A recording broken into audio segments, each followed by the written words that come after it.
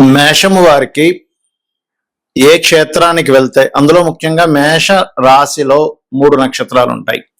అశ్విని, భరణి, కృత్తిక ఒకటో పాదం.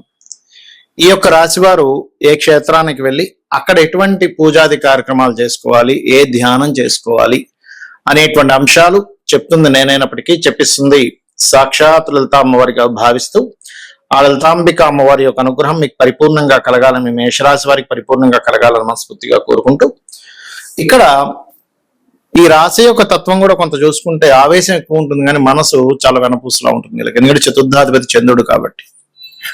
అయితే వీరు ఉపాసన చేయవలసిన దేవత ఎవరు? సూర్య భగవాను వీళ్ళు ఎంత ఉపాసన చేస్తే, ఇప్పుడు ప్రస్తుతం మేషం నుంచి పంచమంలో కేతు కూడా ఉన్నాడు కాబట్టి గణపతిని సూర్యుడిని గనక కలిపి ఉపాసన గనక చేసినట్లయితే ముందుగా అప్పుల బాధలు తగ్గుతాయి, రుణ రోగ శత్రు బాధలు తగ్గుతాయి, గుర్తుపెట్టుకోండి. మరి ఏ క్షేత్రానికి వెళ్ళాలి? వీళ్ళు ఎక్కువగా వెళ్ళవలసినటువంటి దత్త క్షేత్రాలు, లేనట్లయితే దక్షిణామూర్తి యొక్క క్షేత్రాలు వెళ్ళాలి, లేదా గోల్డెన్ టెంపుల్ అంటూ ఉంటారు చూడండి, గోల్డెన్ టెంపుల్ కూడా వెళ్తే చాలా మంచిది వీరికి. అయితే ఇందులో మనం 3 నక్షత్రాలు ఉన్నాయని చెప్పుకున్నాం, అశ్విని, భరణి, కృత్తిక. ఆ ఆలయాలకు వెళ్ళి అశ్విని నక్షత్రం వారు ముఖ్యంగా గణపతి యొక్క ఆరాధన, గణపతి ధ్యానము చేయడం చాలా మంచిది. ఆ క్షేత్రంలో ఏదైనా గణపతికి సంబంధించింది ఉన్నట్లయితే మూర్తి అక్కడికి వెళ్ళి గరికను సమర్పించినట్లయితే చాలా అంటే చాలా మట్టుకు ఇబ్బందుల నుంచి బయటపడతారు. ఇక భరణి నక్షత్రం వాళ్ళు అక్కడ ఆలయంలో అమ్మవారిని ధ్యానం చేసుకోవడం, అక్కడ కూర్చొని అమ్మవారిని ధ్యానం చేయడం మంచిది. సహజంగా కూడా అశ్విని నక్షత్రంలో ఉదయం నిద్ర లేచిన వెంటనే గణపతి ధ్యానంతో 10 నిమిషాలు గణపతి ధ్యానం చేసుకొని నిద్ర లేచి వాళ్ళ యొక్క పనులు ప్రారంభించినట్లయితే వాళ్ళ జీవితంలో పురోగతి ఖచ్చితంగా వచ్చి తీరుతుంది. భరణి వాళ్ళు అమ్మవారిని ఆరాధన చేయడము, ఒక్కసారి యముడిని కూడా స్మరించుకోమని చెప్తుంది శాస్త్రం. ఎందుకంటే భరణి నక్షత్రానికి అధిదేవత యముడు. మరి అదే కృత్తికా నక్షత్రం 1వ పాదం ఉంటుంది. ఇక్కడ అగ్నిదేవుణ్ణి తలుచుకోవడము, సూర్య భగవాను లేదా ఈశ్వరుణ్ణి తలుచుకోవడం చేయాలి ఉదయం నిద్రలు ఇచ్చే వెంటనే. క్షేత్రానికి వెళ్ళి అక్కడ గనక ఆ ధ్యానము, ఆ యొక్క జపము చేసినట్లయితే, ఏమంటే మాకు మూలమంత్రం లేదు, అప్పుడు ఏం చేయాలి? గణపతి సంబంధించిన అశ్విని నక్షత్రం వాళ్ళు ఓం గం గణాధిపతయే నమః సరిపోతుంది. భరణి వారు ఓం శ్రీమాత్రే నమః, కృత్తికా నక్షత్రం వారు ఓం నమ శివాయ చేసుకోవచ్చు, లేకపోతే ఓం నమో నారాయణాయ అనే నామస్మరణ కూడా చేయొచ్చు. అయితే వీరికి ముఖ్యంగా బుధుడు 3, 6 అధిపతి అవుతాడు కాబట్టి క్షేత్రానికి వెళ్ళి అక్కడ పెసలు గనక క్షేత్రంలో దానం ఇచ్చినట్లయితే, లేదండి మీ జన్మజాతకంలో 6వ భావంలో ఏదైనా గ్రహం ఉంది దానికి తగ్గ దానం ఇవ్వాలో కూడా చెప్తాను నేను మీకు వీడియోలో. అంటే మీ లగ్నం నుంచి 6వ స్థానం, మేషం వారికి ఏదవుతుంది? కన్య అవుతుంది 6వ స్థానం. కాబట్టి కన్యా రాశిలో ఏ గ్రహం ఉంటే ఆ గ్రహానికి సంబంధించి దానం ఇవ్వాలి. మీ రాశి నుంచి 6వ భావం అవుతుంది కాబట్టి ముందుగా లగ్న సంబంధంగా చూసుకోండి. లగ్నం తెలియని వారు రాశి నుంచి చూసుకోవచ్చు. ఇది పాటించండి. ఖచ్చితంగా మీకు ఏమవుతుందంటే పూర్వజన్మ కర్మ ఏదైతే ఉంటుందో క్షేత్ర స్థాయిలో క్షేత్రంలో చేయడం వల్ల ఖచ్చితంగా మీకు ఆ యొక్క ఇబ్బంది అనేటువంటి తొలగుతుంది. క్షేత్రానికి ఎందుకు వెళ్ళి చేయాలి అనేటువంటి సందేహం చాలా మందికి ఉంటుంది. ఏమి ఇంట్లో చేసుకోవచ్చు కదా, అదే శ్రీమన్నారాయణుడు వైకుంఠంలో ఉన్న శ్రీమన్నారాయణుడు లేకపోతే కైలాసంలో ఉన్న శివుడే గుళ్ళో ఉంటాడు, మన ఇంట్లో ఉంటాడు, మన లోపల ఉంటాడని చెప్తుంటారు కదా. అంటే ఇక్కడ క్షేత్రాలకు ఎందుకు వెళ్ళాలి అనే విషయం ముందుగా తెలుసుకోగలగాలి. క్షేత్రానికి ఒక మహిమలు ఉంటాయి, స్వయంభూ క్షేత్రాలు ఉంటాయి.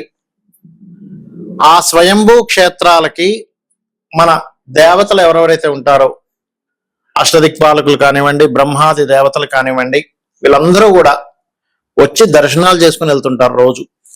దేవతలకి కూడా వాళ్ళ యొక్క టైం పీరియడ్ అనేది ఒకటి ఉంటుంది. అంటే ఒక మానవ మాత్రుడే తన యొక్క జీవితాన్ని తపశ్శక్తితో ఒక్కొక్క స్టేజ్ దాటుకుంటూ వెళ్తూ ఉంటాడు.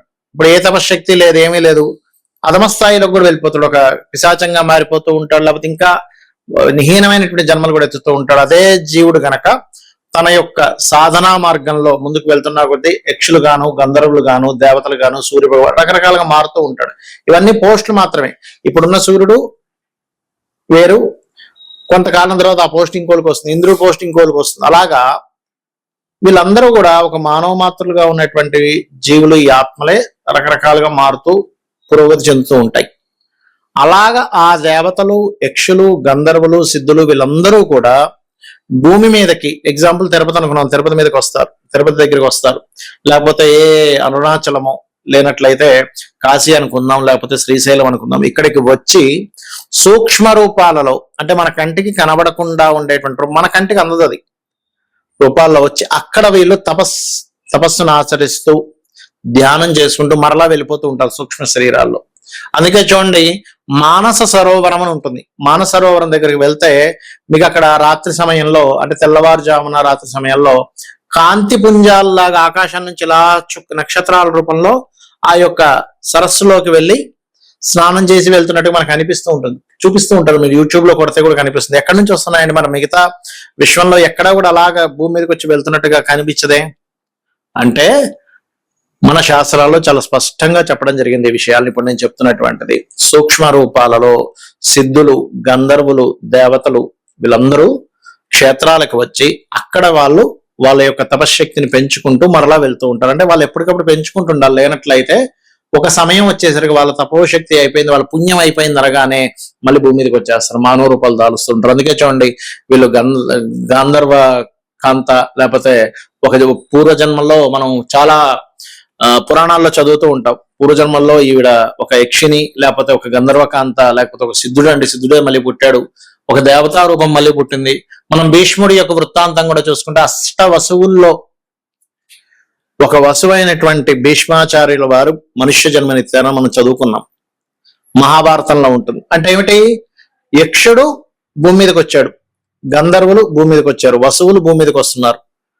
తపోశక్తి అయిపోయినా వాళ్ళకి కొంత శాప సంబంధంగా కావచ్చు, లేకపోతే కొన్ని కారణాల వల్ల కావచ్చు భూమి మీదకి వస్తూ ఉంటారు. అది జన్మనెత్తడం వేరు.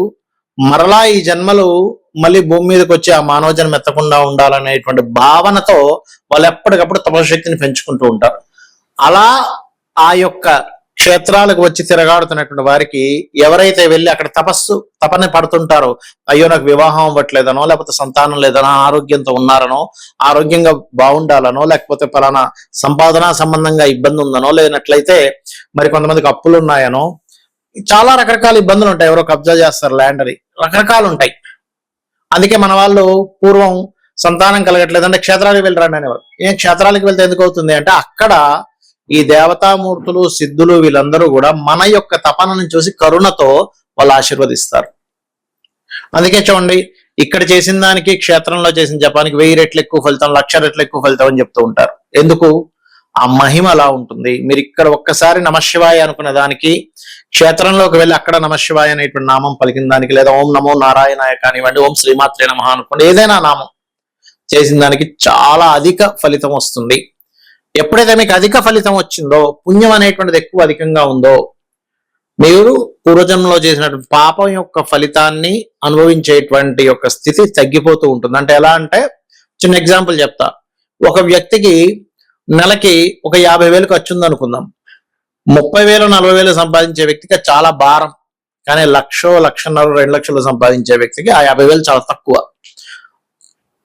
అలా ఏంటంటే మన పుణ్యం శాతం యొక్క ఎక్కువగా ఉంటే మనం పూర్వజన్మలో చేసినటువంటి పాపము యొక్క ఫలితాన్ని అనుభవించడానికి మనకు శక్తి సరిపోతుంది.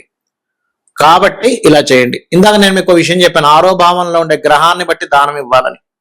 6వ భావంలో రవి ఉన్నాడు అనుకోండి, గోధుమలు దానంగా ఇవ్వండి. చంద్రుడు ఉన్నాడు, బియ్యము తెలుపు రంగు వస్త్రం ఇవ్వండి, గోధుమలతో ఆరెంజ్ కలర్ వస్త్రం. కుజుడున్నాడు, కందులు ఎరుపు రంగు వస్త్రం. బుధుడున్నాడు, పెసలు గ్రీన్ కలర్ వస్త్రం ఇవ్వండి బుధవారం నాడు. గోధుమలు అయితే ఆదివారము, చంద్రుడైతే బియ్యం అయితే సోమవారము, కుజుడైతే అంటే కందులైతే మంగళవారము, బుధుడైతే బుధవారం.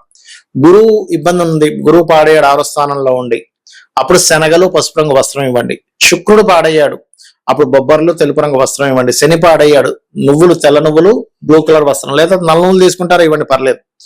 రాహు పాడయ్యాడు 6వ స్థానంలో ఉండి, మినుములు సిమెంట్ కలర్ వస్త్రం. కేతు పాడయ్యాడు, అప్పుడు మీరు చేయవలసింది ఉలవలు మల్టీ కలర్ క్లాత్. ఈ దానం ఇచ్చేటప్పుడు కూడా గోత్రము, నామము, మీ సంకల్పం ఏంటని చెప్పి ఇవ్వండి. చాలా మంది తెలియక మూలన పెట్టేసి వెళ్ళిపోతామండి, అయిపోతుందేమో అనుకుంటారు. మూలన పెట్టేసి వెళ్తే మీ అకౌంట్ లో డబ్బులు పడాలి. మీరు బ్యాంక్కి వెళ్ళి మూలన పెట్టేసి వెళ్తే మీ అకౌంట్ లోకి వెళ్తుందా? వెళ్ళదు.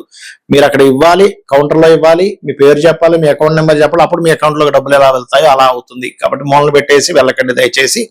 మీకు అంతగా ఎవరు తీసుకోవట్లేదు అనుకుంటే అప్పుడు ఆ పదార్థానికి ఇంకొక పదార్థం వేరుగా, అంటే నువ్వులు పెట్టకూడదు, గోవుకి పెట్టచ్చు, గోవు పెట్టచ్చు. కానీ ఎంతైనా మీరు సంకల్పం చదివి ఇవ్వడమే మంచి ఫలితాలు ఇస్తుంది. శ్రీమాత్రే నమః.